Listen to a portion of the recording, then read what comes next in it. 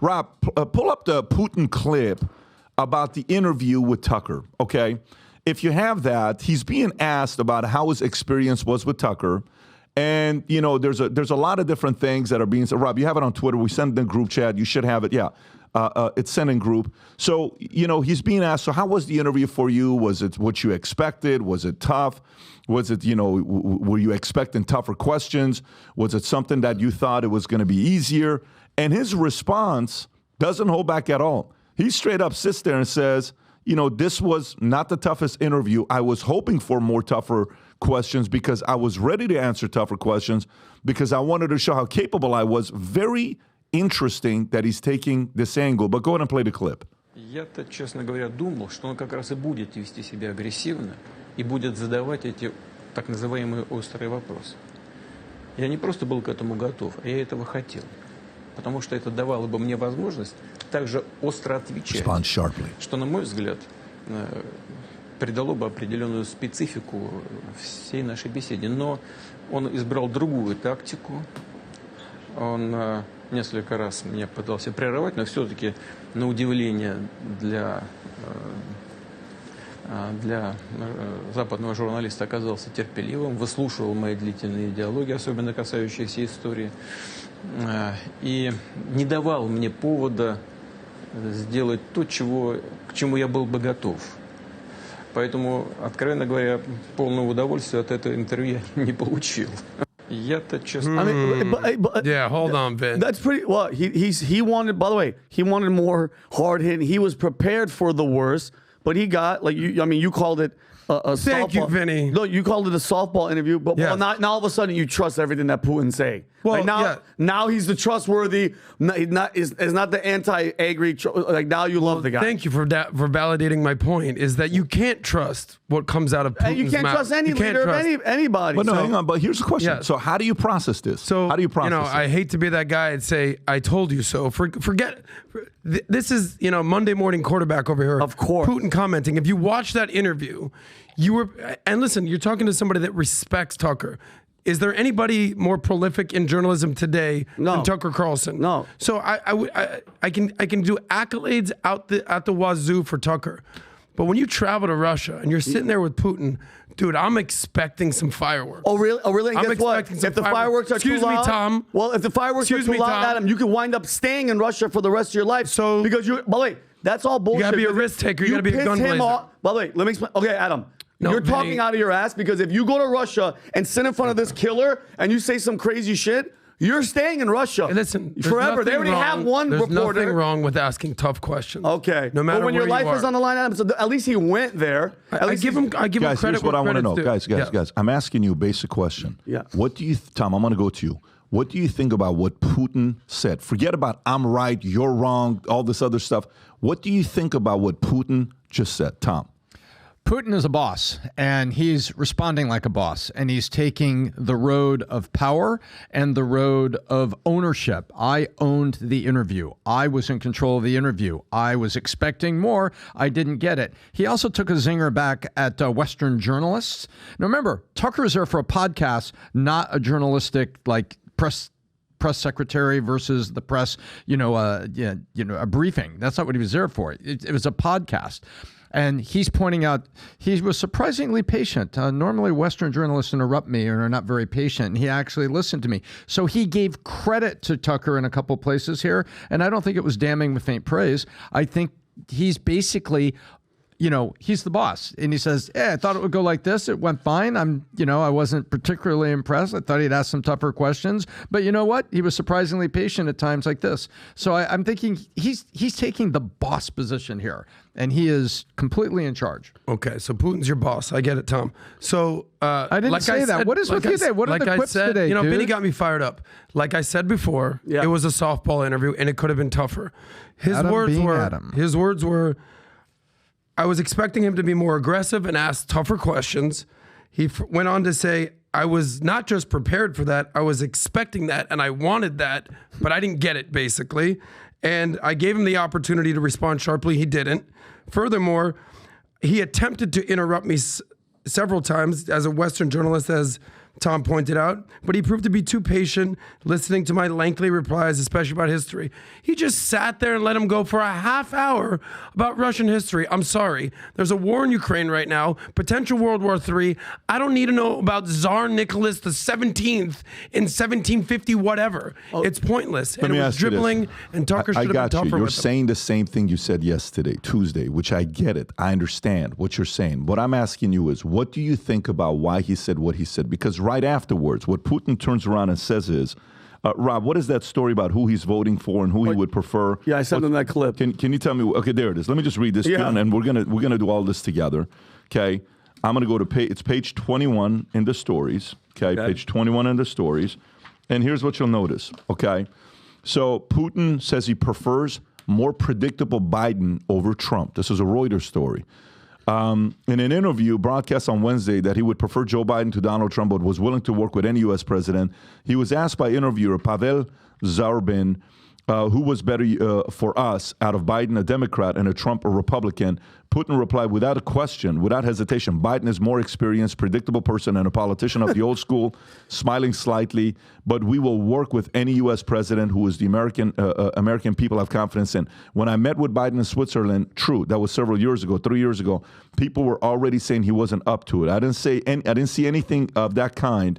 While appearing to defend Biden, he brought up an episode that embarrassed the U.S. leader when he banged his head while getting out of a helicopter in June last year. Well, which of us hasn't banged his head somewhere, right?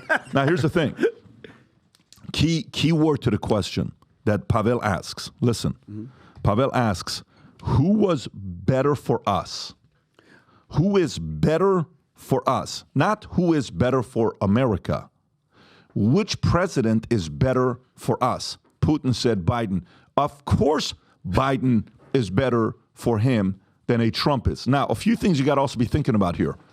All I'm thinking about is the position, why he took the angle that he took. Because, okay, so Tucker, I said on the last podcast, Tucker took the approach of getting the other person to talk. Okay, the more they talk, the more they reveal. Now, do you think Putin was fully ready for any tough question Tucker was getting ready to ask? Yes. Do you think he was? I agree.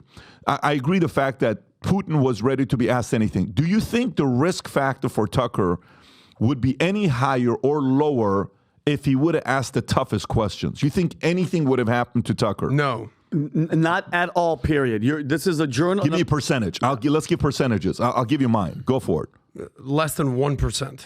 Less than 1%? Like you're saying something bad would happen to Yes, like Tucker? they hold him hostage. You can't leave the state. No. Tom.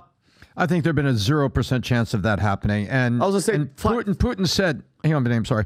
Putin said, I was ready for the tough questions. So he had his talking point ready. Okay, so I'm saying less than 1% chance that was going to happen. 3%, but go ahead. Yeah, I'm like less than 1%. I'm with you. I mean, zero, I actually. don't. Tucker is so high profile. You can't do just that. Lock him up. For throw sure. away the key. You're right. Yeah. And so to that part, Putin's probably prepared for this.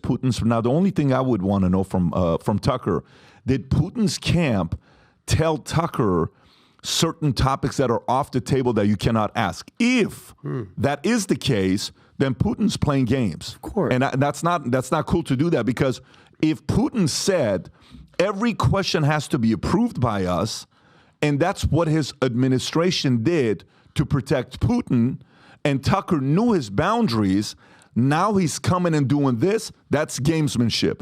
And I'm not okay with that. And that happens in politics and interviews all the time. When people call you and they say, hey, and then he'll say, I thought I told you I don't want to talk about that today. Why are you bringing that up? You just agreed with me that you're not going to. I remember Glenn Beck was on one show, and the specific conversation was George Stephanopoulos, I think was the interview.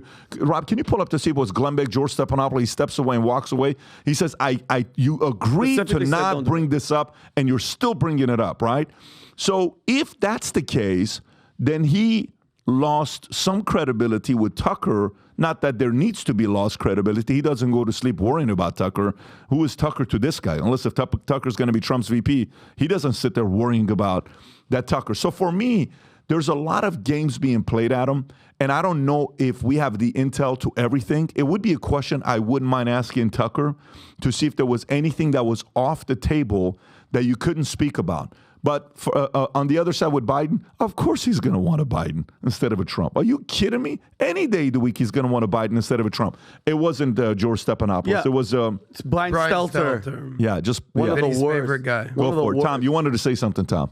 Yeah, and when you say who's better for us, now let's think about Biden. Biden is going to be on continuing to fund Ukraine. Yeah. So if that's better for us, I think that's a sign that they believe they're winning. And there's a lot of analysts out there that say Russia is absolutely winning this thing. Then under Trump, better for us. I think they're thinking about it a couple of ways, because Trump is going to let him have Crimea, and he's not going to have Ukraine join NATO. And those are things that Russia wants. So I also think that what you've got there is better for us means you don't have a strong America First leader who's going to take, a heavier-handed approach. We talked about this on a podcast. Actually, you and I were on the same page. This war doesn't break out if Trump was president. I think there's a discussion there. It's like, whoa, what are you guys doing? No. We're not going to do this. And I think the economic hammer would have been there.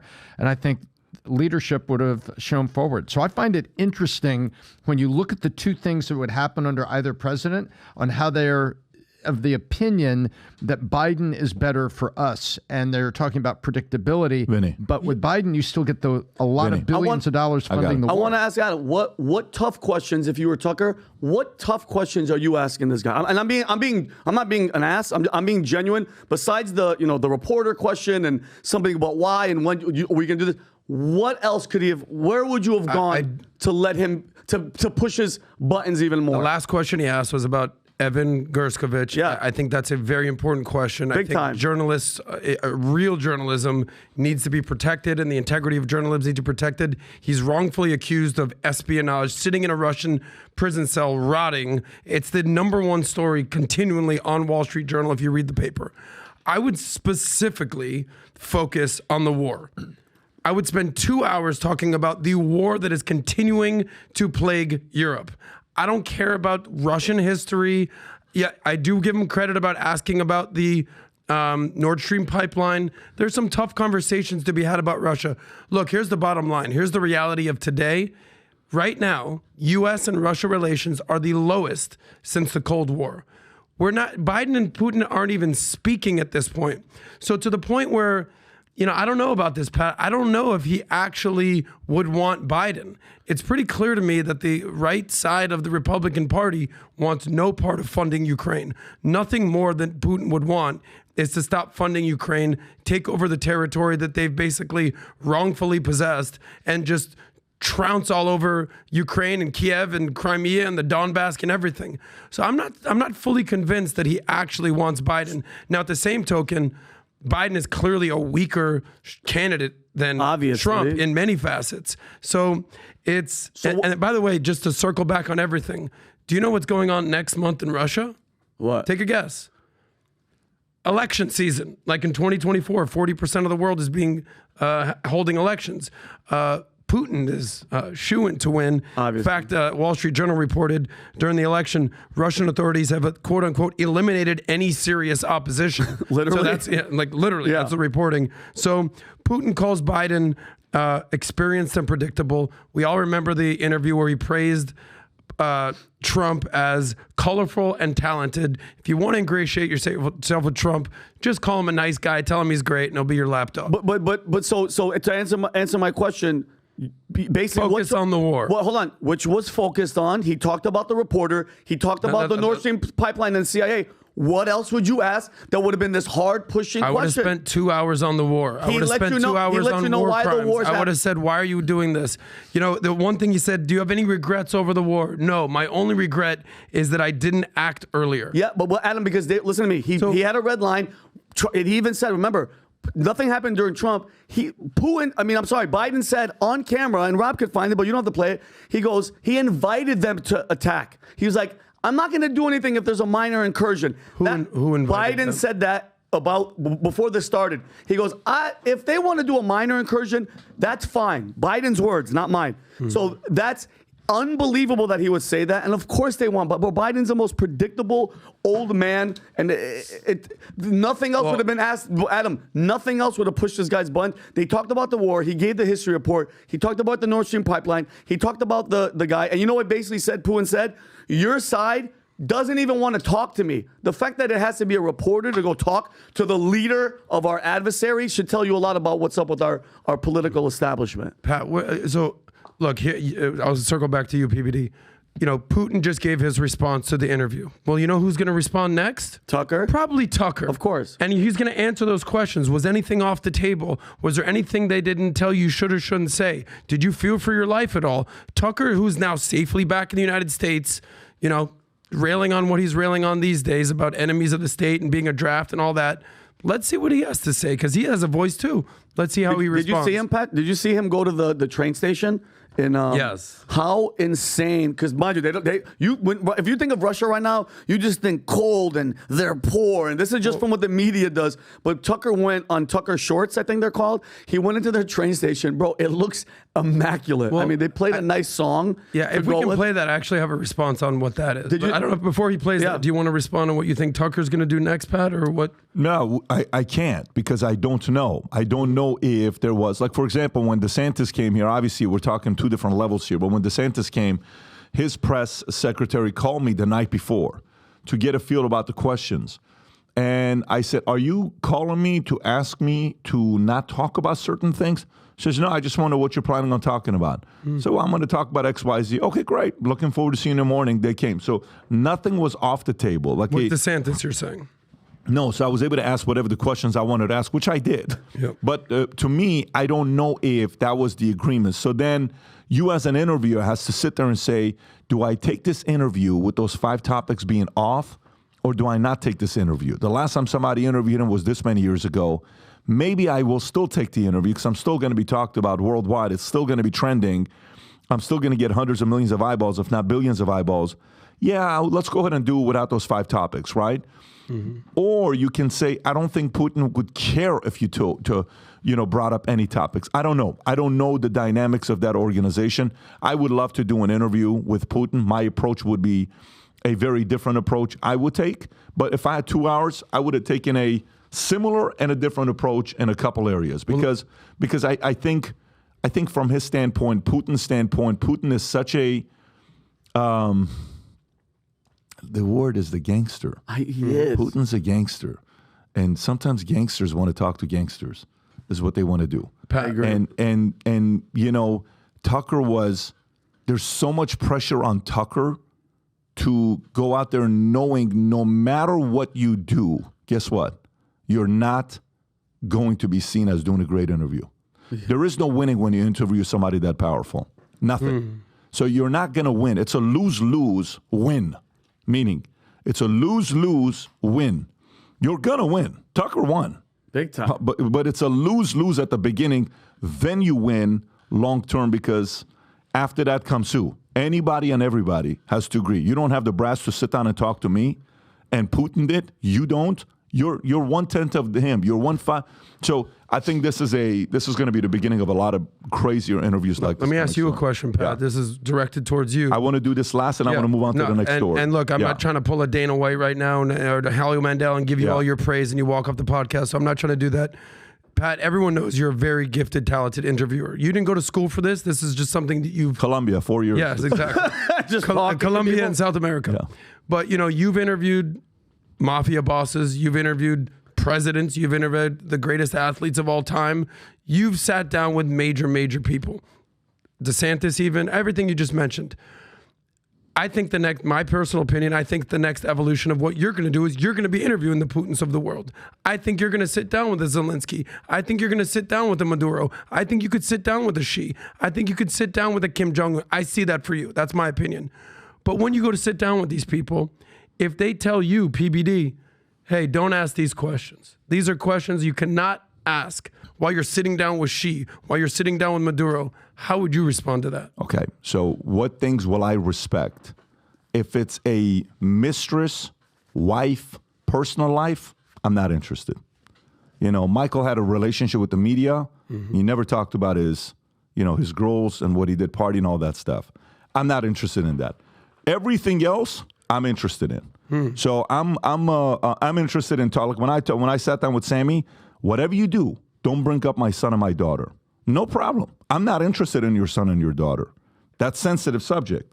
I'm interested in everything else. And I'm going to bring up everything else. And I took 6 months of negotiation with Sammy. The first time he did an interview. Sammy the Bull. This is Sammy just got out of jail.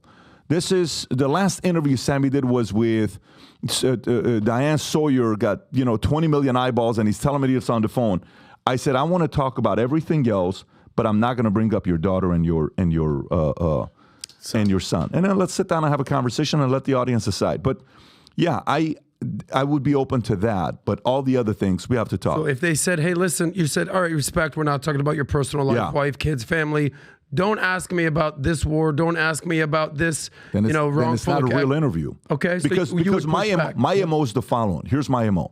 I ask you a question, okay? You don't want to answer the question. Guess what you do?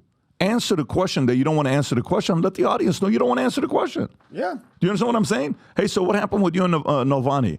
Hey, next question. Yeah, well, guess what? Why is that a next question for you? Why is that a sensitive topic for you? Exactly. So it's corner them almost. But it's not even cornering them.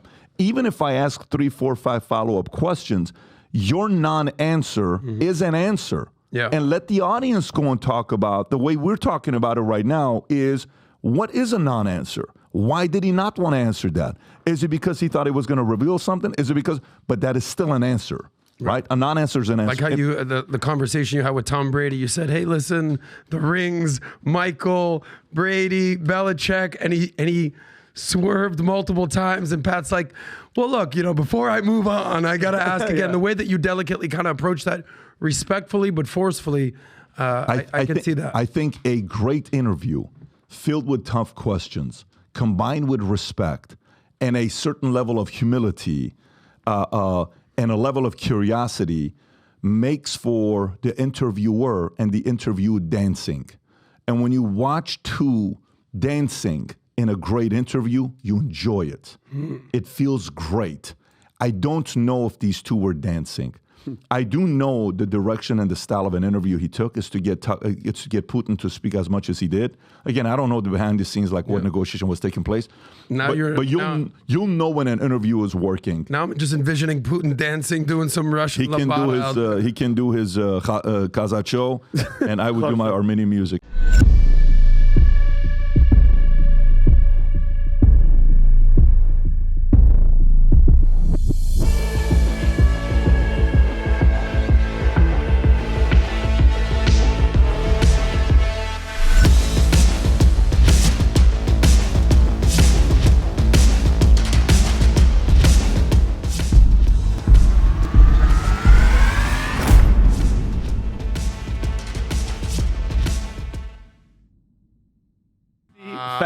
That is going to get spicy. That's very Cuomo and Candice. First time CNC. ever, Candice Owens and Chris Cuomo. Sick. Having a 3-hour conversation, not a 2-hour. We're going to touch up on so many different topics, issues. It's going to be fun. It's going to be entertaining. We'll be making some announcements on that day as well. So here's my suggestion to you.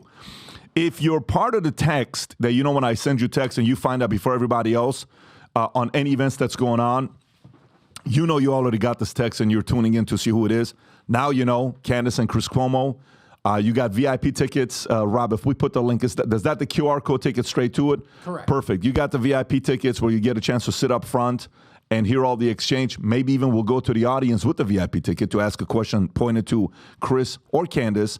And then you have all the other folks. The VIP also gets the chance to go to the cigar lounge with us in the back, have a cigar, sit down, have a conversation. So if you like this clip and you want to watch another one, click right here. And if you want to watch the entire podcast, click right here.